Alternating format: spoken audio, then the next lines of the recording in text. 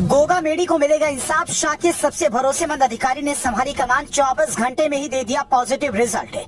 नाम सुनते ही कांपते अपराधी। लॉरेंस के अभी से छूटे पसीने। 7 साल जेल में रहकर आया आईपीएस, जेल में करेगा खेल। दिल्ली से राजस्थान तक लॉरेंस गैंग पर कसा शिकंजा। जिस आईपीएस ने आनंद पाल को निपटाया वही कर रहा जांच।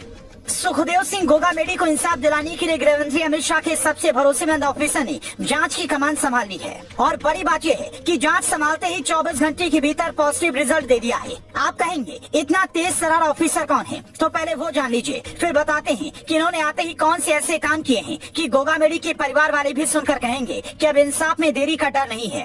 इस आईपीएस का नाम है दिनेश एमएन। 52 साल के दिनेश कर्नाटक के मुनागन्ना हल्ली गांव के रहने वाले हैं। पिता का नाम नारायण स्वामी है, इसीलिए नाम के आगे एम और एन दोनों लगाते हैं। साल 1995 बैच में यूपीएससी की परीक्षा पास कर आईपीएस बने तो अपनी छवि एक दबंग पुलिस ऑफिसर की बनाई। शुरुआती 10 साल के सर्विस में सब कुछ अच्छा चल रहा था, तभी गुजरात में शराबुद्दीन शेख नाम के आतंकी को पुलिस ने ढेर कर दिया। ये कार्रवाई राजस्थान और गुजरात, 2 राज्यों की पुलिस ने मिलकर की थी। इसमें दिनेश एम भी शामिल थे। बाद में इस पर बवाल मचा तो जांच की आज गुजरात के तत्कालीन गृह मंत्री अमित शाह तक पहुंची। दिनेश एम को 7 साल जेल में काटने पड़े। आखिर में सब बरी हो गए और दिनेश को दोबारा वर्दी मिली। दोबारा वर्दी मिलने के बाद इन्होंने राजस्थान एसओजी और क्राइम ब्रांच में ऐसे काम किए कि हर पुलिसकर्मी इनके काम का मुरीद हो गया। कई दिग्गज कहते हैं कि अमित शाह के सबसे भरोसेमंद ऑफिसर में से एक हैं।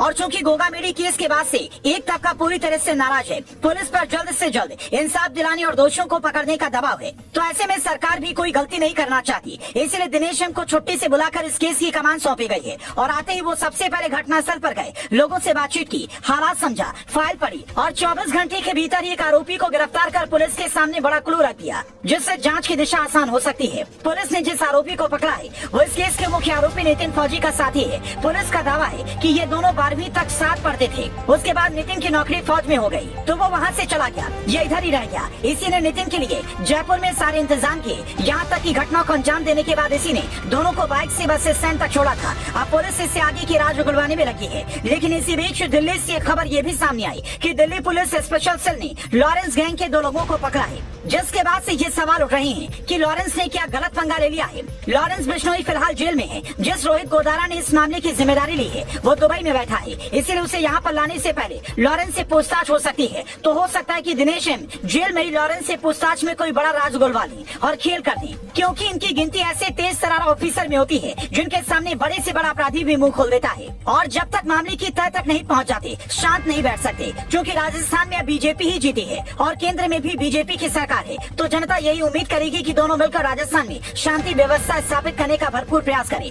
गोगा मेडी की पत्नी ने साफ तौर पर यह कह दिया है कि अगर हमारे पति का ऐसा हाल करने वालों को पुलिस ने ढेर नहीं किया तो हम आंदोलन करेंगे। इसलिए लोग भी ये पूछ रहे हैं कि क्या राजस्थान में भी योगी मॉडल अपनाया जाएगा। वैसे तो गहलोत भी पहले बुलडोजर चला चुके हैं। अगर बाबा बालकनाथ मुख्यमंत्री बनते तो इस बात की संभावना हर कोई जता रहा था, लेकिन बाबा बालकनाथ ने चूंकि ट्वीट कर ये कह दिया कि पीएम मोदी के नेतृत्व में अभी काफी काम करना है, इसीलिए सीएम की रेस से उनका नाम बाहर समझा जा रहा है। पर सीएम कोई भी बने, उसके सामने सबसे बड़ी चुनौती राजस्थान में शांति व्यवस्था स्थापित करने की होगी। दिनेश एम जैसे तेज तरार ऑफिसर के अनुभव का लाभ उठाना होगा। हालांकि घटना के 4 दिन बीतने के बाद भी दोनों मुख्य आरोपियों का नहीं पकड़ा जाना बड़े सवाल खड़े कर रहा है।